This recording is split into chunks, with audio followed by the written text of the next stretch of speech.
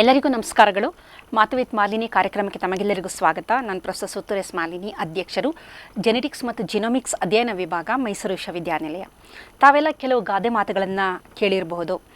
ಕಳ್ಳನಿಗೆ ಕಳ್ಳನೇ ಜೊತೆ, ಮೋಟಾಳಿಗೆ ಒಂದು ಚೋಟಾಳು, ಸಜ್ಜನರ ಸಹವಾಸ ಹೆಜ್ಜೇನು ಸವಿದಂತೆ, ದುರ್ಜನರ ಸಹವಾಸ ಬಚ್ಚಲ ರುಚಿನಂತೆ ಸರ್ವಜ್ಞ ಅಂತ. ಈ ಥರದ್ದು ಅಂದರೆ ಸಜ್ಜನರ ಸಂಘ ಅಂತ ಕರಿತೀವಿ, ದುಷ್ಟರ ಕೂಟ ಅಂತ ಕರಿತೀವಿ. ಅಂದರೆ ಆ ಒಂದು ವಾಕ್ಯದಲ್ಲೇ ನಮಗೆ ಸಂಪೂರ್ಣ ಎಲ್ಲ ಅರ್ಥ ಆಗುತ್ತೆ. ಇದು ಸಂಘ, ಇದು ಸವಿಯಾಗಿರುತ್ತೆ. ಆದರೆ ದುಷ್ಟರ ಕೂಟ ಅದು ಬಹಳ ಸ್ಟ್ರಾಂಗ್ ಆಗಿರುತ್ತೆ. ದುಷ್ಟರ ಕೂಟ ಇದೆಯಲ್ಲ, ಬಹಳ ಒಂದು ಅಲ್ಲಿ ಅವರ ಮಧ್ಯ ಒಗ್ಗಟ್ಟು ಜಾಸ್ತಿ ಇರುತ್ತೆ, ದುಷ್ಟರ ಮಧ್ಯ. ಆದರೆ ಸಜ್ಜನರ ಸಂಘದಲ್ಲಿ ಇಷ್ಟೊಂದು ಒಂದು ಒಗ್ಗಟ್ಟು ಇರೋದಿಲ್ಲ. ಕಾರಣ ಅವರ ಒಂದು ನೈತಿಕತೆ, ಪ್ರತಿಯೊಬ್ಬ ಆ ಸಜ್ಜನರಲ್ಲಿರುವ ಒಂದು ನೈತಿಕತೆಯ ಬಲ ಇರುತ್ತಲ್ಲ, ಅದರಲ್ಲಿ ಅವರಿಗೆ ಒಂದು ಎಲ್ಲೋ ಒಂದು ಅಹಂ ಇರುತ್ತೆ. ಹಾಗಾಗಿ ಅವರ ಒಂದು ಕೂಟದಲ್ಲಿ ಆ ಒಗ್ಗಟ್ಟು ಅಷ್ಟೊಂದು ಇರೋದಿಲ್ಲ ಅಂತ ಹೇಳ್ಬೋದು. ಹಾಗಾದರೆ ಸಜ್ಜನರ ಸಂಘ ಮತ್ತು ದುಷ್ಟರ ಕೂಟವನ್ನು ನಾವು ವೈಜ್ಞಾನಿಕವಾಗಿ ಬೇರೆ ಥರ ಒಂದು ವಿಶ್ಲೇಷಣೆ ಮಾಡಿದಾಗ ನಮಗೇನು ಗೊತ್ತಾಗುತ್ತೆ ಅಂದರೆ, ಮಿರರ್ ನ್ಯೂರಾನ್ಸ್ ಅಂತ ನಮ್ಮ ಮೆದುಳಿನಲ್ಲಿ ಕೆಲವೊಂದು ನರಕೋಶಗಳಿದೆ. ಅವುಗಳ ಮುಖ್ಯ ಕೆಲಸ ಏನು ಅಂತಂದರೆ, ನಾವು ಯಾರನ್ನಾರು ನೋಡಿದಾಗ ಅವರಿಂದ ಬಹಳಷ್ಟು ವಿಚಾರಗಳನ್ನು ನಾವು ಕಲಿತೀವಿ. ಅಂದರೆ ಉದಾಹರಣೆಗೆ ಪುಟ್ಟ ಮಕ್ಕಳು ಅಂದರೆ ಅವರು ತಂದೆ ತಾಯಿಗಳೇ ಅವರಿಗೆ ಗುರುಗಳು. ಅಂದರೆ ತಂದೆನೇ ಅವರಿಗೆ ರೋಲ್ ಮಾಡಲು, ತಂದೆ ತಾಯಿಯೇ ಅವರಿಗೆ ರೋಲ್ ಮಾಡಲ್. ತಂದೆ ಯಾವ ರೀತಿ ಮಾಡ್ತಾನೆ, ಮಗು ಅದೇ ಥರ ಅನುಸರಿಸಲು ಪ್ರಯತ್ನ ಪಡುತ್ತೆ. ತಾಯಿ ಯಾವ ರೀತಿ ಮಾಡ್ತಾರೆ, ಅದೇ ಥರ ಮಗು ಅನುಸರಿಸಲು ಪ್ರಯತ್ನ ಪಡುತ್ತೆ. ತಂದೆ ಏನಾದರೂ ಒಂದು ಸ್ಮೋಕ್ ಮಾಡೋದೇ ಆಗಲಿ, ಅದನ್ನು ಗಮನಿಸಿದಂಥ ಮಗು ಏನು ಮಾಡುತ್ತೆ, ತಂದೆಗೆ ಗೊತ್ತಿಲ್ಲದಂತೆ ತಂದೆ ಯಾವ ರೀತಿ ಒಂದು ಧೂಮಪಾನ ಮಾಡ್ತಿದ್ರು ಅದೇ ರೀತಿ ಮಾಡಲು ಆರಂಭ ಮಾಡುತ್ತದು. ಏಕೆಂದರೆ ತಂದೆ ಅದು ಹೀರೋ ಅಂತ ಅಂದ್ಕೊಂಡಿರುತ್ತೆ, ತನ್ನ ತಂದೆ ಮಾಡಿದ್ದು ಸರಿ ಅಂತ. ಇದಕ್ಕೆ ಕಾರಣ ಮಿರರ್ ನ್ಯೂರಾನ್ಸ್ ಅಂತ. ಮೆದುಳಿನಲ್ಲಿರುವ ಈ ಮಿರರ್ ನ್ಯೂರಾನ್ಸ್ ಏನು ಮಾಡುತ್ತೆ, ನೋಡಿ ಕಲಿಯುತ್ತೆ, ಕೇಳಿ ಕಲಿಯುತ್ತೆ. ಹಾಗಾಗಿ ನೋಡ್ತಾ ನೋಡ್ತಾ ಅದನ್ನು ಕಲಿತಾ ಬರುತ್ತೆ. ಇಲ್ಲಿ ದುಷ್ಟರ ಕೂಟದಲ್ಲಿ ಏನಾಗುತ್ತೆ ಅಂತಂದರೆ, ಬಹಳಷ್ಟು ಜನ ಅದೇ ಥರದ ಮನಸ್ಥಿತಿ ಉಳ್ಳವರೇನು ಮಾಡ್ತಾರೆ, ಅವರೆಲ್ಲ ಒಂದು ಗುಂಪಾಗ್ತಾರೆ. ಸಜ್ಜನರ ಒಂದು ಸಂಘ ಏನಿರುತ್ತೆ ಅಲ್ಲಿ ಒಳ್ಳೆಯವರು, ಅವರಲ್ಲಿ ಒಂದು ಮೊರಾಲಿಟಿ ಇರುತ್ತೆ, ನೈತಿಕತೆ ಇರುತ್ತೆ, ಸತ್ಯ ಇರುತ್ತೆ. ಈ ಥರದವರು ಒಂದು ಗುಂಪಾಗ್ತಾರೆ. ಅವರನ್ನು ನೋಡಿ ಸಹ, ಈ ಒಂದು ಒಳ್ಳೆಯದನ್ನು ನೋಡಿ ಸಹ ಮಿರರ್ ನ್ಯೂರಾನ್ ಮುಖಾಂತರ ನಾವು ಒಳ್ಳೆಯದನ್ನು ಕಲಿಬಹುದು. ಅದೇ ರೀತಿ ಕೆಟ್ಟದನ್ನು ನೋಡಿದಾಗ ಮಿರರ್ ನ್ಯೂರಾನ್ಗಳು ಅದನ್ನೇ ಕಾಪಿ ಮಾಡ್ತಾ ಬರುತ್ತೆ. ಹಾಗಾಗಿ ಇದೊಂದು ಬಹಳ ಮುಖ್ಯ. ನಾವು ಎಲ್ಲಿ ಇರ್ತೀವಿ ಅನ್ನುವುದರ ಮೇಲೆ ನಮ್ಮ ಮೆದುಳಿನಲ್ಲಿ ಆ ಥರದ ಬದಲಾವಣೆಗಳನ್ನು ನಾವು ನೋಡಬಹುದು. ಇದರ ಜೊತೆಗೆ ನ್ಯೂರೋಪ್ಲಾಸ್ಟಿಸಿಟಿ ಅಂತ ಇದೆ. ಅಂದರೆ ನಾವಿರುವ ವಾತಾವರಣ, ನಮ್ಮ ಸುತ್ತಮುತ್ತ ಪರಿಸರ ಮತ್ತು ನಾವು ಯಾರ ಜೊತೆಯಲ್ಲಿ ಜಾಸ್ತಿ ಇರ್ತೀವಿ ಅದೇ ಥರ ನಮ್ಮ ಮೆದುಳಿನ ಪಾತ್ವೆಗಳು ಆರಂಭ ಆಗುತ್ತೆ. ಉದಾಹರಣೆಗೆ ದುಷ್ಟರ ಕೂಟದಲ್ಲಿ ನಾವಿದ್ದಾಗ ಏನಾಗುತ್ತೆ ಅಂದರೆ, ನಾವು ಒಂದು ಅಸತ್ಯ ಅಥವಾ ಸತ್ಯವನ್ನು ಹೇಳದೇ ಇರೋ ಅಂಥದ್ದೇ ಸರಿ ಅಂತ ವಾದ ಮಾಡ್ತೀವಿ. ಆಮೇಲೆ ಅಪ್ರಾಮಾಣಿಕತೆಯೇ ಹೆಚ್ಚು ಅನ್ನೋದನ್ನು ವಾದ ಮಾಡ್ತೀವಿ. ಅಂದರೆ ಆ ಒಂದು ನೆಗೆಟಿವ್ ಪಾತ್ವೆಯಲ್ಲಿ ಮೆದುಳಿನ ನರಕೋಶಗಳು ಬೆಳವಣಿಗೆ ಆಗೋದ್ರಿಂದ ಅವರಿಗೆ ಅದರ ಬಗ್ಗೆ ಯಾವುದೇ ರೀತಿಯ ಗಿಲ್ಟ್ ಫೀಲಿಂಗ್ ಇರೋದಿಲ್ಲ. ಬಹಳಷ್ಟು ಜನನ ನಾವು ನೋಡಿದಾಗ ಅನಿಸುತ್ತೆ, ನೋಡಿ ಈ ಥರ ಎಲ್ಲ ಮಾಡ್ತಾರಲ್ಲ, ಇವರಿಗೆ ಒಂದು ಸ್ವಲ್ಪನೂ ಗಿಲ್ಟ್ ಫೀಲಿಂಗ್ ಇಲ್ವಾ ಅಂತ ಬರೋದಿಲ್ಲ. ಅವರಿಗೆ ಸುಳ್ಳು ಹೇಳ್ತಾರೆ, ಅದರ ಬಗ್ಗೆ ಅವರಿಗೆ ಯಾವುದೇ ಒಂದು ಪಶ್ಚಾತ್ತಾಪ ಇರೋದಿಲ್ಲ. ಮೋಸ ಮಾಡ್ತಾರೆ, ಪಶ್ಚಾತ್ತಾಪ ಇರೋದಿಲ್ಲ. ಮೋಸ ಮಾಡ್ಕೊಂಡೇ ಬದುಕಿರ್ತಾರೆ, ಯಾವುದೇ ರೀತಿಯ ಪಶ್ಚಾತ್ತಾಪ ಇರೋದಿಲ್ಲ. ಕಾರಣ ಅವರ ನರಕೋಶದಲ್ಲಿ ಆ ನ್ಯೂರೋಪ್ಲಾಸ್ಟಿಸಿಟಿ ಯಾವ ಥರ ಇರುತ್ತೆ ಅಂದರೆ, ಅವರು ಹುಟ್ಟಿನಿಂದಲೇ ಕಲಿತಾ ಬೆಳೀತಾ ಬೆಳೀತಾ ಪರಿಸರದಿಂದ ನೋಡ್ತಾ ಅದನ್ನೇ ಕಲ್ತ್ಕೊಂಡು ಬಂದಿರೋದ್ರಿಂದ ಅದು ಅತ್ಯಂತ ಸ್ವಾಭಾವಿಕ ಅನ್ನೋ ಥರ ಅವರಿಗೆ ಅನಿಸುತ್ತೆ. ಅದೇ ರೀತಿ ಒಳ್ಳೆಯದನ್ನು ಯಾರು ನೋಡಿ ಕಲಿತಾ ಬರ್ತಾರೆ ಅವರು ಪ್ರಾಮಾಣಿಕರಾಗಿ ಸಜ್ಜನರಾಗಿ ಇರುವಂತಹದ್ದನ್ನು ನಾವು ನೋಡ್ತೀವಿ. ಎಂತಹ ಕ್ಲಿಷ್ಟಕರ ಪರಿಸ್ಥಿತಿಯಲ್ಲೂ ಅವರು ತಮ್ಮ ಮೌಲ್ಯಗಳನ್ನು ಬಿಟ್ಟು ಕೊಡೋದೇ, ಮೌಲ್ಯಗಳಿಗಾಗಿ ಹೋರಾಟ ನಡೆಸುವಂತಹದ್ದು. ಅವರು ಬಿಡಬೇಕು ಅನ್ನಿಸಿದರೂ ಸಹ ಬಿಡೋಕ್ಕೆ ಆಗೋದಿಲ್ಲ. ಕಾರಣ ನ್ಯೂರೋಪ್ಲಾಸ್ಟಿಸಿಟಿ. ಏಕೆಂದರೆ ಆ ಮೆದುಳಿನಲ್ಲಿ ಆ ಪಾತ್ವೆಗಳು ಆ ಥರ ಡೆವಲಪ್ ಆಗಿರೋದ್ರಿಂದ ಒಂದು ಅಪ್ರಾಮಾಣಿಕರಾಗಿರಬೇಕು ಅಥವಾ ಸುಳ್ಳು ಹೇಳಬೇಕು ಅಂದರೂ ಅದು ಅವರನ್ನು ಆ ಒಂದು ಮೆದುಳಿನ ಒಂದು ನರಕೋಶಗಳ ಬೆಳವಣಿಗೆ ಇರುತ್ತಲ್ಲ ಅದು ಬಿಡೋದಿಲ್ಲ, ಅದು ಎಲ್ಲೋ ಒಂದು ಗಿಲ್ಟ್ ಫೀಲಿಂಗ್ನ ಅವರಿಗೆ ಕೊಡುತ್ತೆ. ಹಾಗಾಗಿ ಅಂತಹ ಕೆಲಸ ಮಾಡಲು ಹಿಂಜರಿತಿರ್ತಾರೆ. ಅದಕ್ಕೋಸ್ಕರ ಹೇಳ್ತಾರೆ ನೋಡಿ, ಯಾವುದೇ ಒಬ್ಬ ವ್ಯಕ್ತಿಯ ಜೊತೆ ಸುಮಾರು 6 ತಿಂಗಳಿನಿಂದ 1 ವರ್ಷದವರೆಗೂ ನಾವೇನಾದ್ರು ಇದ್ದರೆ ಆ ವ್ಯಕ್ತಿಯ ಸ್ವಭಾವವೇ ನಮ್ಮದಾಗುತ್ತೆ. ಹಾಗಾಗಿ ಮಕ್ಕಳನ್ನ ಸಾಮಾನ್ಯವಾಗಿ ನಾವು ಒಳ್ಳೆಯ ಸ್ನೇಹಿತರ ಜೊತೆ, ಮಕ್ಕಳಿಗೆ ಒಳ್ಳೆಯ ಸ್ನೇಹಿತರಿದ್ದಾರಾ ಅಂತ ನೋಡಬೇಕು. ಒಳ್ಳೆಯವರ ಜೊತೆ ಸೇರಿದಂತಹ ಮಗು ಒಳ್ಳೆಯದನ್ನು ಕಲಿತಾ ಬರುತ್ತೆ. ದುಷ್ಟರ ಜೊತೆ ಸೇರಿದಂತಹ ಮಗು ಕೆಟ್ಟ ಕೆಲಸವನ್ನು ಮಾಡ್ತಾ ಬರುತ್ತೆ. ಇದಕ್ಕೆ ಬೇಕಾಗುವ ಸಮಯ 6 ತಿಂಗಳಿನಿಂದ 1 ವರ್ಷ. ಮೆದುಳಿನಲ್ಲಿ ಅದೇ ಥರದ ಪಾತ್ವೆಗಳು ಕ್ರಿಯೇಟ್ ಆಗೋದ್ರಿಂದ ಅವರಿಗೆ ಅವರ ಒಂದು ಏನು ಗೆಳೆತನ ಇದೆಯಲ್ಲ ಕಾಲಕ್ರಮೇಣ ಅದು ಇಷ್ಟ ಆಗ್ತಾ ಬರುತ್ತೆ. ಅದಕ್ಕೆ ಗಾದೆ ಮಾತು ಹೇಳ್ತಾರೆ, ಸಹವಾಸದಿಂದ ಸನ್ಯಾಸಿ ಕೆಟ್ಟ. ಸನ್ಯಾಸಿ ಬಹಳ ಎಲ್ಲದರಲ್ಲೂ ಶಿಸ್ತುಬದ್ಧನಾಗಿರ್ತಾನೆ, ಆದರೆ ಸನ್ಯಾಸಿಯ ಸಹವಾಸ ಸರಿ ಇಲ್ಲದ ಪಕ್ಷದಲ್ಲಿ ಸನ್ಯಾಸಿಯೂ ಸಹ ಹಾಳಾಗುವಂಥ ಪರಿಸ್ಥಿತಿ ಒದಗುತ್ತೆ. ಅಂದರೆ 6 ತಿಂಗಳಿನಿಂದ 1 ವರ್ಷದ ಒಳಗೆ ಅವನ ನ್ಯೂರೋಪ್ಲಾಸ್ಟಿಸಿಟಿ ಬದಲಾವಣೆ ಆಗೋದ್ರಿಂದ ಅವನೂ ಸಹ ಒಳ್ಳೆಯವರ ಜೊತೆ ಇದ್ದರೆ ಒಳ್ಳೆಯವರಾಗ್ಬೋದು, ಅಥವಾ ಕೆಟ್ಟವರ ಜೊತೆ ಇದ್ದಾಗ ಕೆಟ್ಟ ಒಂದು ನಡವಳಿಕೆಯನ್ನು ಆತ ಪಡೆಯಬಹುದಾದ ಸಾಧ್ಯತೆ ಇದೆ. ಇದರ ಜೊತೆ ನಾವು ಒಳ್ಳೆಯವರ ಸಂಘದಲ್ಲಿ ಇದ್ದಾಗ ಡೋಪಮೈನ್ ರಿವಾರ್ಡಿಂಗ್ ಸಿಸ್ಟಮ್ಮು ಹೆಚ್ಚು ಜಾಗೃತ ಆಗಿರೋದಿಲ್ಲ. ಕಾರಣ ಏನಂದರೆ, ಕೆಟ್ಟ ಕೆಲಸದಲ್ಲಿ ಸುಳ್ಳು ಹೇಳಿದಾಗ, ಕಳ್ಳತನ ಮಾಡಿದಾಗ, ಕೆಟ್ಟ ಕೆಲಸ ಮಾಡಿದಾಗ ಅವರಿಗೆ ಸಂತೋಷ ಹೆಚ್ಚು ಸಿಕ್ಕುತ್ತೆ. ಇದರಿಂದ ಏನಾಗುತ್ತೆ ಅಂದರೆ ಡೋಪಮೈನು ಹೆಚ್ಚು ಬಿಡುಗಡೆಯಾಗುತ್ತೆ, ಹೊಸತನ ಚಕಿತ ಆಗುತ್ತೆ, ಏನೋ ಸಾಧನೆ ಮಾಡ್ದಂಗೆ ಅನಿಸುತ್ತೆ. ಹಾಗಾಗಿ ಏನಾಗುತ್ತೆ, ಡೋಪಮೈನು ಹೆಚ್ಚು ಈ ದುಷ್ಟರ ಕೂಟದಲ್ಲಿ ಡೋಪಮೈನು ಹೆಚ್ಚು ಬಿಡುಗಡೆಯಾಗುವಂಥದ್ದು. ಏಕೆಂದರೆ ಫೈಟ್ ಆರ್ ಫ್ಲೈಟ್ ಅಂತ ಮೋಡಲ್ ಇರ್ತಾರೆ ಅವರು ಯಾವಾಗಲೂ ಜಗಳ ಆಡೋ ಅಂತಹ ಸಂದರ್ಭ ಆಗಿರ್ಬೋದು, ಅಥವಾ ಬೇರೆ ಥರದ್ದು ಅಗ್ರೆಸಿವ್ ನೇಚರ್ ಹೆಚ್ಚಿರೋದ್ರಿಂದ ಇಂತಹ ಸಂದರ್ಭದಲ್ಲಿ ಹೆಚ್ಚು ಹೊಸದನ್ನು ಅವರು ಆಲೋಚನೆಗಳು ಮಾಡೋದ್ರಿಂದ ಡೋಪಮೈನ್ ಹೆಚ್ಚು ಬಿಡುಗಡೆಯಾಗುತ್ತೆ. ಅದೇ ಸಜ್ಜನರ ಸಂಘದಲ್ಲಿ ಡೋಪಮೈನ್ ಬದಲು ಆಕ್ಸಿಟಾಸಿನ್ ಮತ್ತು serotonin hormone. Serotonin is a rewarding hormone. ಸಜ್ಜನರ ಕೂಟದಲ್ಲಿ ಏನೋ ಒಂದು ಒಳ್ಳೇದು ಮಾಡಿರ್ತಾರೆ, ಅವರಿಗೆ ಒಂದು ಶಬಾಷ್ಗಿರಿಯನ್ನು ಕೊಡೋಂಥದ್ದು, ಅವ್ರನ್ನ ಅಭಿನಂದಿಸಿದಾಗ ಸೆರೋಟೋನಿನ್ ಬಿಡುಗಡೆಯಾಗುತ್ತೆ. ಅದೇ ಥರ ಸಜ್ಜನರ ಮಧ್ಯ ಒಂದು ಒಳ್ಳೆಯ ರೀತಿಯ ಒಂದು ಸಂಬಂಧ ಇರೋದ್ರಿಂದ ಆಕ್ಸಿಟಾಸಿನು, ನಂಬಿಕೆ, ಆ ಒಂದು ಗುಂಪಿನಲ್ಲಿ ನಂಬಿಕೆ ಇರೋದ್ರಿಂದ ಅದು ಬಾಂಡಿಂಗ್ ಹಾರ್ಮೋನ್ ಆಗ್ಬೋದು, ಲವ್ ಹಾರ್ಮೋನ್, ಇದೆಲ್ಲ ಸೆರೋಟೋನಿನ್. ಈ ಸೆರೋಟೋನಿನ್ ಇದು ಆಕ್ಸಿಟಾಸಿನ್ ಬಾಂಡಿಂಗ್ ಹಾರ್ಮೋನ್, ಲವ್ ಹಾರ್ಮೋನ್.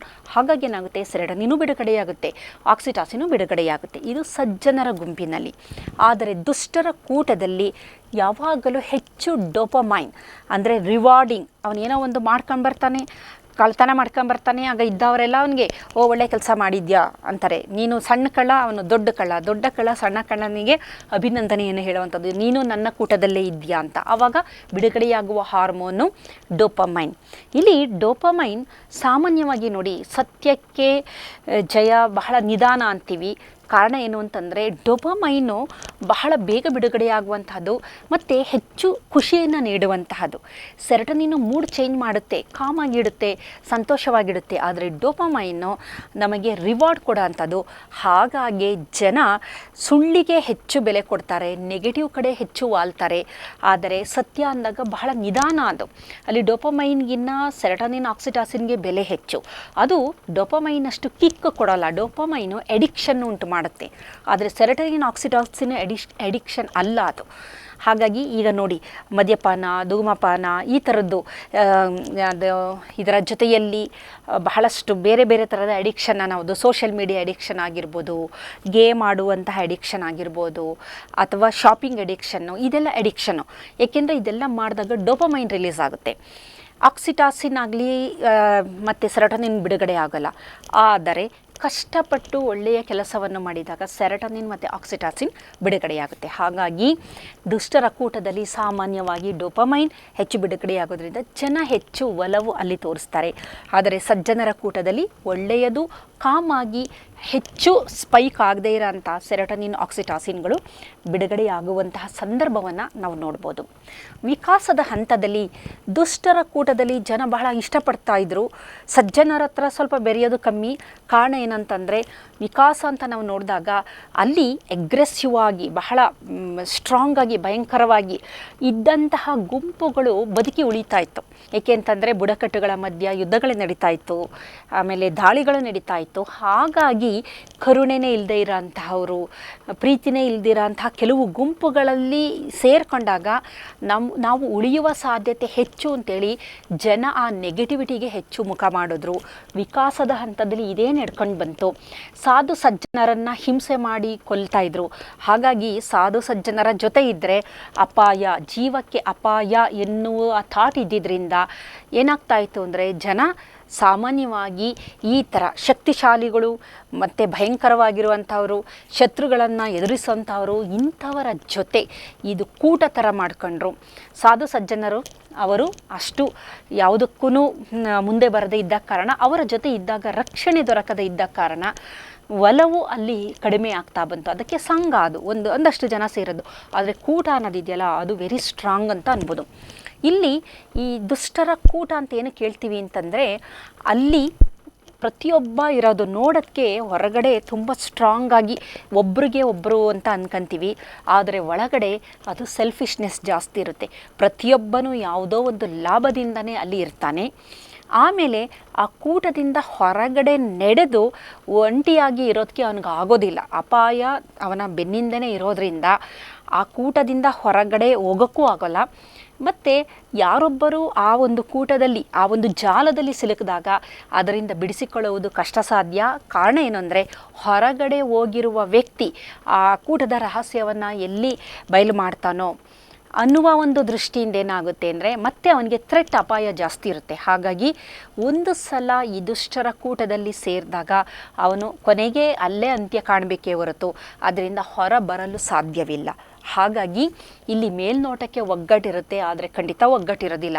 ಮೇಲ್ನೋಟಕ್ಕೆ ಎಲ್ಲ ನಿಸ್ವಾರ್ಥ ಥರ ಕಾಣ್ತಾರೆ, ಆದರೆ ಪ್ರತಿಯೊಬ್ಬರಲ್ಲೂ ಅವರ ಸ್ವಾರ್ಥಕ್ಕಾಗಿ ಹಣನೋ ಅಧಿಕಾರನೋ ಏನೋ ಒಂದು ಕಾರಣದಿಂದ ಅವರು ಆ ಕೂಟದಲ್ಲಿ ಸೇರಿರ್ತಾರೆ. ಇದರ ಜೊತೆಯಲ್ಲಿ ಆ ಕೂಟದಲ್ಲಿ ಕಾಮನ್ ಎನಿಮಿ ಅಂತ ಅಂದರೆ ಇವರ ಒಂದು ಅನೈತಿಕ ವಿಚಾರಗಳಿಗೆ ಸಾಮಾನ್ಯವಾಗಿ ಯಾರು ವಿರೋಧ ಮಾಡ್ತಾರೆ ಅಥವಾ ನೈತಿಕವಾಗಿ ಯಾರಿರ್ತಾರೆ ಅಂತಹವರನ್ನು ಸಹಿಸಲು ಆಗದಲ್ ಎಲ್ಲ ಜನರು ಒಂದು ಕಡೆ ಸೇರ್ತಾರೆ. ಕಾಮನ್ ಎನಿಮಿ ಅಂತ ಅಂದರೆ ಎಲ್ಲರಿಗೂ ಒಬ್ಬನೇ ಕಾಮನ್ ವೈರಿ ಅಥವಾ ಎನಿಮಿ ಅಂತ ನಾವು ನೋಡ್ಬೋದು. ದ್ವೇಷ ಮಾಡ್ತಾರೆ ಅಂದರೆ ಸಜ್ಜನರನ್ನು ದ್ವೇಷ ಮಾಡೋದ್ರಿಂದ, ನೈತಿಕತೆ ಹೊಂದಿರುವವರನ್ನು ದ್ವೇಷ ಮಾಡೋದ್ರಿಂದ ಇವರೆಲ್ಲ ಒಟ್ಟಾಗಿ ಇರುವಂತಹ ಸಾಧ್ಯತೆಯನ್ನು ನಾವು ನೋಡ್ಬೋದು. ದುಷ್ಟರ ಕೂಟ ಅಂತಂದಾಗ ಅಲ್ಲಿ ಸಾಮಾನ್ಯವಾಗಿ ನಾವು ನೋಡಬಹುದಾದ ಬಹಳ ಪ್ರಮುಖವಾದ ಸಂಗತಿ ಏನಂದರೆ ಇವರಲ್ಲಿ ಆ ಥರದ ಕೂಟದಲ್ಲಿ ಇದ್ದಂತಹ ವ್ಯಕ್ತಿಗಳಲ್ಲಿ ಕಾರ್ಟಿಸಾಲ್ ಪ್ರಮಾಣ ಯಾವಾಗಲೂ ಎಲಿವೇಟ್ ಆಗಿರುತ್ತೆ. ಕಾರಣ ಫಾರ್ ಎಕ್ಸಾಂಪಲ್ ಹೇಳಬೇಕು ಅಂತಂದರೆ ಒಂದು ಉದಾಹರಣೆ, ಒಬ್ಬ ಗ್ಯಾಂಗ್ಸ್ಟರ್ ಇರ್ತಾನೆ, ಅವನದೊಂದು ಗ್ಯಾಂಗ್ ಇದೆ ಎಂದಾಗ ಸದಾ ಕಾಲ ಭಯ ಅವರಲ್ಲಿ ಕಾಡ್ತಾ ಇರುತ್ತೆ. ಯಾವಾಗ ನಮ್ಮನ್ನು ಯಾರು ಕೊಲ್ತಾರೋ, ಯಾರು ಎನ್ಕೌಂಟ್ರ್ ಮಾಡ್ತಾರೋ ಅಥವಾ ಮತ್ತೊಂದು ಗುಂಪಿನವರು ಯಾವಾಗ ನಮ್ಮ ಮೇಲೆ ದಾಳಿ ಮಾಡ್ತಾರೋ ಸದಾ ಎಚ್ಚರಿಕೆ. ಮಲಗದಾಗಲೂ ತಲೆ ಕೆಳಗಡೆ ಒಂದು ಮಚ್ಚಿ ಇಟ್ಕೊಂಡಿರ್ತಾರೆ, ಲಾಂಗ್ ಇಟ್ಕೊಂಡಿರ್ತಾರೆ ಅಥವಾ ಬಂದೂಕು ಇಟ್ಕೊಂಡಿರ್ತಾರೆ. ಅಂದರೆ ಸದಾ ಕಾಲ ಯಾವತ್ತೂ ಅವರು ಸಮಾಧಾನವಾಗಿ ಊಟ ಮಾಡಿದ್ದೇ ಆಗಲಿ, ನಿದ್ದೆ ಮಾಡಿದ್ದೇ ಆಗಲಿ ಆಗುವಂಥ ಸಂದರ್ಭವೇ ಬರಲ್ಲ. ಸದಾ ಕಾಲ ಅಲರ್ಟ್ ಆಗಿರ್ತಾರೆ, ಸದಾ ಕಾಲ ಎಚ್ಚರಿಕೆಯಿಂದ ಇರ್ತಾರೆ. ಕಾರಣ ಪ್ರಾಣದ ಭಯ ಇರುತ್ತೆ. ಹಾಗಾಗಿ ಕಾರ್ಟಿಸಾಲ್ ಪ್ರಮಾಣ ಜಾಸ್ತಿ, ನಾರ್ ಅಡ್ರಿನಾಲಿನ್ ಪ್ರಮಾಣ ಜಾಸ್ತಿ. ಕಾರಣ ಅಲರ್ಟ್ನೆಸ್. ಅವರು ಸಮಾಧಾನವಾಗಿ ಮರೆತು ಅವರು ತಮ್ಮ ಮೈ ಮರೆಯುವ ಹಾಗೆ ಇಲ್ಲ. ಎನಿ ಟೈಮು ರಸ್ತೆಯಲ್ಲೇ ಅವ್ರನ್ನ ಕೊಲ್ಬೋದು, ಎಲ್ಲಿ ಬೇಕಾದರೂ ಕೊಲ್ಬಹುದು. ಹಾಗಾಗಿ ಇದೊಂದು ವಿಷಜಾಲ ಅಂತಲೇ ಹೇಳ್ಬೋದು. ಒಂದು ಸಲ ಒಳ ಹೊಕ್ಕ ಮೇಲೆ ಅದರಿಂದ ಹೊರ ಬರುವ ಸಾಧ್ಯತೆಗಳು ಬಹಳನೇ ಕಮ್ಮಿ. ಕಾರಣ ಇವರ ಬರೀ ಹೊರಗಡೆ ಮಾತ್ರ ಅಲ್ಲ, ನಾವು ಹಾರ್ಮೋನ್ ಲೆವೆಲಲ್ಲಿ ನೋಡೋದಾದರೂ ಸಹ ಕಾರ್ಟಿಸಾಲು, ಅಡ್ರಿನಾಲಿನ್ ಪ್ರಮಾಣ ಹೆಚ್ಚಿರುತ್ತೆ. ಸಿಂಪಥೆಟಿಕ್ ನರ್ವಸ್ ಸಿಸ್ಟಮ್ಮು ಯಾವಾಗಲೂ ಜಾಗೃತ ಆಗಿರುತ್ತೆ. ಹೃದಯ ಬಡಿತ ಆಗ್ಬೋದು, ರಕ್ತದಲ್ಲಿ ಸಕ್ಕರೆಯ ಪ್ರಮಾಣ ಆಗಿರ್ಬೋದು, ಈ ಥರದ್ದೆಲ್ಲ ವೇರಿ ಆಗ್ತಾ ಇರುತ್ತೆ. ಆದರೆ ಸಜ್ಜನರ ಸಂಘ ಅಂದಾಗ ಅಲ್ಲಿ ಕಾರ್ಟಿಸಾಲ್ ಪ್ರಮಾಣ ಕಡಿಮೆ ಇರುತ್ತೆ. ಕಾರಣ ಅವರಿಗೆ ಯಾವುದೇ ರೀತಿಯ ಭಯ ಇರೋದಿಲ್ಲ. ನೈತಿಕತೆ ಇರುತ್ತೆ, ಸಮಾಧಾನ ಚಿತ್ತರಾಗಿರ್ತಾರೆ, ಕಾಮ್ ಮೈಂಡಲ್ಲಿ ಇರ್ತಾರೆ. ಅವರ ಪ್ಯಾರಾಸಿಂಪಥೆಟಿಕ್ ನರ್ವಸ್ ಸಿಸ್ಟಮ್ಮು ಆ್ಯಕ್ಟಿವೇಟ್ ಆಗಿರುತ್ತೆ. ಹೃದಯ ಬಡಿತ ಆಗ್ಬೋದು, ರಕ್ತದಲ್ಲಿ ಸಕ್ಕರೆ ಪ್ರಮಾಣ ಆಗಿರ್ಬೋದು, ಮೆದುಳಿನ ಅಲೆಗಳಾಗಿರ್ಬೋದು, ಎಲ್ಲದೂ ಒಂದು ಕಾಮ್ ಮೈಂಡಲ್ಲಿ ಇರ್ತಾರೆ. ಕಾರಣ ಅವರಿಗೆ ಧೈರ್ಯ ಇರುತ್ತೆ. ನಾನು ಸರಿಯಾದ ಮಾರ್ಗದಲ್ಲಿ ನಡೀತಾ ಇದ್ದೀನಿ, ನಾನು ಎಲ್ಲೂ ದಾರಿ ತಪ್ಪಿಲ್ಲ. ಈ ಥರದ ಭಾವನೆಗಳು ಸಹ ಬಹಳ ಮುಖ್ಯ ಅಂತಲೇ ನಾವು ಹೇಳ್ಬೋದು. ಇದರ ಜೊತೆಯಲ್ಲಿ ಈ ಒಂದು ಸಜ್ಜನರ ಸಂಘ ಅಥವಾ ದುರ್ಜನರ ಇದು ಇದೆಯಲ್ಲ, ಇದು ಸಹ ಒಂದು ಕಂಟ್ಯಾಜಿಯಸ್ ಅಂತ ಅನ್ಬೋದು. ಈಗ ನೋಡಿ, ಸಾಮಾನ್ಯವಾಗಿ ಒಂದು ಗುಂಪಿನಲ್ಲಿ ಯಾರಾದರೂ ಆಕಳಿಕೆ ಬಂದರೆ ಎಲ್ಲರೂ ಇದು ಮಾಡ್ತಾರೆ. ಕೆಮ್ಮು ಬಂದಾಗ ಅಂದರೆ ಕಂಟ್ಯಾಜಿಯಸ್, ಕೆಲವೊಂದು ಹ್ಯಾಪಿನೆಸ್ ಆಗ್ಬೋದು, ಈ ಥರದ ಕೆಲವೊಂದು ಕ್ರಿಯೆಗಳು. ಅದೇ ರೀತಿ ಈ ಥರದ ಗುಂಪಿನಲ್ಲಿ ಸೇರುವುದು ಸಹ ಕಂಟ್ಯಾಜಿಯಸ್ ಅಂತ. ಜನರಿಗೆ ನೆಗೆಟಿವಿಟಿ, ನಕಾರಾತ್ಮಕ ಕಡೆಗೆ ಸಾಮಾನ್ಯವಾಗಿ ಮನುಷ್ಯನ ಒಲವು ಆ ಕಡೆನೇ ಜಾಸ್ತಿ. ಹಾಗಾಗಿ ಸದಾಕಾಲ ನಾವು ಸಾಮಾನ್ಯವಾಗಿ ನೋಡಿದಾಗ ಸಜ್ಜನರ ಸಂಘ ಬಹಳ ಸಣ್ಣದಿರುತ್ತೆ, ಆದರೆ ದುರ್ಜನರ ಕೂಟ ಇದೆಯಲ್ಲ ದೊಡ್ಡದಾಗಿರುತ್ತೆ. ಕಾರಣ ಜನಸಾಮಾನ್ಯರ ಒಲವು ಸ್ವಲ್ಪ ಆ ಕಡೆ ಇರುತ್ತೆ. ಒಂದು ಭಯ ಇರ್ಬೋದು, ಇನ್ನೊಂದು ಪ್ರೊಟೆಕ್ಷನ್ ಸಿಕ್ಕುತ್ತೆ ಅವರಿಂದ ನಮಗೆ ಅಂತ ಇರಬಹುದು, ಮತ್ತು ಅದು ಬಹಳ ಸುಲಭವಾಗಿ ಅಟ್ರ್ಯಾಕ್ಟ್ ಆಗುತ್ತೆ. ಆದರೆ ಸಜ್ಜನರ ಸಂಘದಲ್ಲಿ ಇಲ್ಲೇನಾಗುತ್ತೆ, ದುರ್ಜನರಲ್ಲಿ ಒಬ್ಬನೇ ಲೀಡರು, ಅವನು ಹೇಳಿದಾಗೆ ಮಿಕ್ಕವರೆಲ್ಲ ಕೇಳ್ತಾರೆ. ಎಲ್ಲರಿಗೂ ಪರಸ್ಪರ ಅವರ ಅಭಿಪ್ರಾಯಗಳನ್ನು ಹೇಳುವಂತಹ ಒಂದು ಸ್ವಾತಂತ್ರ್ಯ ಇರೋದಿಲ್ಲ. ಅವರನ್ನೆಲ್ಲರನ್ನೂ ಒಬ್ಬ ಕಂಟ್ರೋಲ್ ಮಾಡ್ತಾ ಇರ್ತಾನೆ. ಆದರೆ ಸಜ್ಜನರು ಪ್ರತಿಯೊಬ್ಬರಿಗೂ ಅವರದೇ ಆದ ಆಲೋಚನಾ ರೀತಿ ಇರುತ್ತೆ, ತರ್ಕ ಮಾಡ್ತಾರೆ. ಕಾರಣ ಅವರು ಮುಂಭಾಗದ ಮೆದುಳನ್ನು ಆ್ಯಕ್ಟಿವೇಟ್ ಮಾಡಿರ್ತಾರೆ. ಅವರ ಎಮೋಷನಲ್ ಕ್ವಿಷೆಂಟ್ ಚೆನ್ನಾಗಿರುತ್ತೆ. ಸಮಸ್ಯೆಗಳೇನು, ಯಾವ ರೀತಿ ಎದುರಿಸಬೇಕು ಎನ್ನುವುದನ್ನು ಬಹಳ ಕಾಮ್ ಮೈಂಡಿಂದ ಅವರು ಮಾಡ್ತಾರೆ. ಕಾರಣ ಅಲ್ಲಿ ಅವರಿಗೆ ಏನು ಪಡೆಯುವಂತಹದ್ದು ಅಥವಾ ಕಳೆದುಕೊಳ್ಳುವಂತಹದ್ದು ಯಾವ ಒಂದು ಹೆದರಿಕೆಯೂ ಇರೋದಿಲ್ಲ. ತಾವು ಮಾಡುವ ಕೆಲಸದ ಮೇಲೆ ಫಲಾಪೇಕ್ಷೆಗಳು, ಪ್ರತಿಫಲವೂ ಸಹ ಇರೋದಿಲ್ಲ. ಮಾಡುವ ವಿಚಾರದಲ್ಲಿ ಒಂದು ಸ್ಪಷ್ಟತೆ ಇರುತ್ತೆ. ಭಾವನೆಗಳನ್ನು ನಿಯಂತ್ರಣ ಮಾಡೋದ್ರಿಂದ ಪ್ರತಿಯೊಬ್ಬರ ಆಲೋಚನೆಗಳು ಇಂಡಿಪೆಂಡೆಂಟ್ ಆಗಿರುತ್ತೆ. ಹಾಗಾಗಿ ಬೇರೆ ಬೇರೆ ತರ್ಕಗಳನ್ನು ಇಂಡಿಪೆಂಡೆಂಟಾಗಿ ಸ್ವತಂತ್ರವಾಗಿ ಆಲೋಚಿಸುವ ವ್ಯಕ್ತಿಗಳನ್ನು ಕೂಡಿಸೋದು ಬಹಳ ಕಷ್ಟ. ಅದು ಏಕೆಂದರೆ ಪ್ರತಿಯೊಬ್ಬರೂ ಮೌಲ್ಯಗಳಿಗೆ ಒತ್ತು ಕೊಡ್ತಾರೆ, ಅದನ್ನು ಬಿಟ್ಟು ಬದುಕಲು ಸಾಧ್ಯ ಇಲ್ಲ. ಹಾಗಾಗಿ ಸಜ್ಜನರ ಸಂಘನೆ ಹೊರತದು ಕೂಟ ಆಗೋದಿಲ್ಲ. ಆದರೆ ದುಷ್ಟರಲ್ಲಿ ಏನು ಅಂತಂದರೆ ಒಬ್ಬನೇ ಲೀಡರು, ಅವನು ಹೇಳಿದ ಹಾಗೆ ಎಲ್ಲರೂ ಕೇಳುವಂತಹದ್ದು, ನಕಾರಾತ್ಮಕತೆಯೇ ಜಾಸ್ತಿ, ಅಗ್ರೆಸಿವ್ನೆಸ್, ಇದೆಲ್ಲ ಒಟ್ಟಾಗಿ ಇರೋದರಿಂದ ಸಾಮಾನ್ಯವಾಗಿ ನಾವು ಅದು ಸ್ಟ್ರಾಂಗ್ ಆಗಿರುತ್ತೆ. ಕಾರಣ ಎಲ್ಲರೂ ಅಲ್ಲಿ ಒಂದು ಫಲಾಪೇಕ್ಷೆ ಇರುತ್ತೆ, ಅವ್ರಿಗೆ ಏನೋ ಒಂದು ಪಡಿಬೇಕು ಇಲ್ಲಿ ಅನ್ನೋದಿರುತ್ತೆ. ಆಮೇಲೆ ಕ್ಲಾರಿಟಿ ಇರೋದಿಲ್ಲ, ಯಾರು ಹೇಳ್ತಾರೆ ಅದರ ಮಾತನ್ನು ಕೇಳ್ತಾರೆ ಹೊರತು ತಾವೇನು ಮಾಡ್ತಾ ಇದ್ದೀವಿ ಅನ್ನೋದು ಗೊತ್ತಿಲ್ಲ. ಭಾವನೆಗಳನ್ನು ಹಿಡಿದಿಟ್ಟುಕೊಂಡು ಸರಿಯಾಗಿ ನಿರ್ಣಯ ತೆಗೆದುಕೊಳ್ಳುವ ಶಕ್ತಿನೂ ಸಹ ಇರೋದಿಲ್ಲ. ಹಾಗಾಗಿ ನಾವು ಸಾಮಾನ್ಯವಾಗಿ ಹೇಳ್ತೀವಿ ಕಂತೆಗೆ ತಕ್ಕ ಬೊಂತೆ ಅಂತ ಅಂತೀವಿ, ಕಳ್ಳನಿಗೆ ಕಳ್ಳನೇ ಜೋಡಿ ಅಂತ. ಸಮಾಜದಲ್ಲಿ ಹಾಗೇನೆ ಆ ಥರದ ಜನ ಮಾತ್ರ ಒಗ್ಗಟ್ಟಾಗ್ತಾರೆ, ಆ ಥರದ ಒಂದು ಮನಸ್ಥಿತಿ ಉಳ್ಳವರು ಮಾತ್ರ ಒಗ್ಗಟ್ಟಾಗ್ತಾರೆ. ಸಜ್ಜನರು ಅವ್ರ ಪಾಡಿಗೆ ಅವರು ತಮ್ಮ ಕೆಲಸ ಕಾರ್ಯಗಳನ್ನು ಮಾಡ್ಕೊಂಡಿರ್ತಾರೆ. ಹಾಗಾಗಿ ನಮ್ಮ ನರಕೋಶದ ಮೇಲೂ ಈ ಥರದ್ದು ಬಹಳಷ್ಟು ಪ್ರಭಾವವನ್ನು ಬೀರುತ್ತೆ. ಎಂಥ ಒಳ್ಳೆ ವ್ಯಕ್ತಿಯಾಗಿದ್ದರೂ ದುಷ್ಟರ ಸಹವಾಸದಲ್ಲಿ ಇದ್ದಂತಹ ಸಂದರ್ಭದಲ್ಲಿ ಆತ ತನ್ನ ಮೌಲ್ಯಗಳನ್ನು ಕಳೆದುಕೊಳ್ಳಬಹುದು. ಇದಕ್ಕೆ ಬೇಕಾಗುವ ಸಮಯ 6 ತಿಂಗಳಿನಿಂದ 1 ವರ್ಷ. ಆ ಬ್ರೈನ್ ಪ್ಯಾಟ್ರನ್ನೇ ಅದು ಚೇಂಜ್ ಮಾಡಿ ಅವನನ್ನು ಮಾರ್ಪಾಡು ಮಾಡುವಂತಹ ಒಂದು ಅವಕಾಶವು, ಆ ಥರದ ಒಂದು ಪರಿಸ್ಥಿತಿಯು ಬರುವ ಸಾಧ್ಯತೆ ಇದೆ. ಹಾಗಾಗಿ ನಮ್ಮ ಸುತ್ತಮುತ್ತ ಯಾರಿದ್ದಾರೆ, ನಾವು ಯಾರ ಸಂಘ ಇರಬೇಕು ಎನ್ನುವುದರ ಮೇಲೆ ನಮ್ಮ ಮೆದುಳಿನಲ್ಲಿ ನರಕೋಶಗಳ ಸಂವಹನ ನಡೆಯುವುದೇ ಆಗಲಿ, ನ್ಯೂರೋಪ್ಲಾಸ್ಟಿಸಿಟಿ ಆಗಲಿ, ಇದು ಮತ್ತು ನಮ್ಮ ಮುಂಭಾಗದ ಹಿಂಭಾಗದ ಮೆದುಳು ಯಾವ ಸಂದರ್ಭದಲ್ಲಿ ಯಾವುದನ್ನು ಆ್ಯಕ್ಟಿವೇಟ್ ಮಾಡಬೇಕು ಅನ್ನೋದೇ ಆಗಲಿ, ನಮ್ಮ sympathetic nervous system, parasympathetic nervous system ಆ್ಯಕ್ಟಿವೇಷನ್ನೇ ಆಗಲಿ, ಇದು ನಾವು ಯಾರ ಜೊತೆಯಲ್ಲಿದ್ದೀವಿ, ಹೇಗಿದ್ದೀವಿ ಎನ್ನುವುದರ ಮೇಲೆ ನಿರ್ಧಾರ ಆಗಿದೆ. ಇದರ ನಿರ್ಧಾರವೇ ನಮ್ಮ ಮಾನಸಿಕ ಸ್ಥಿತಿಗತಿಗಳನ್ನು ನಿರ್ಧಾರ ಮಾಡುತ್ತೆ. ಮಾನಸಿಕ ಸ್ಥಿತಿ ಸ್ಥಿರವಾಗಿದ್ದರೆ ಸಾಮಾಜಿಕ ಸ್ಥಿತಿಯೂ ಸಹ ಚೆನ್ನಾಗಿರುತ್ತೆ. ಇವೆರಡೂ ಒಟ್ಟಿಗೆ ಇದ್ದಾಗ ನಮ್ಮ ದೈಹಿಕ ಆರೋಗ್ಯವೂ ಸಹ ಅದಕ್ಕೆ ಪೂರಕವಾಗಿರುತ್ತೆ. ನಮಸ್ಕಾರ.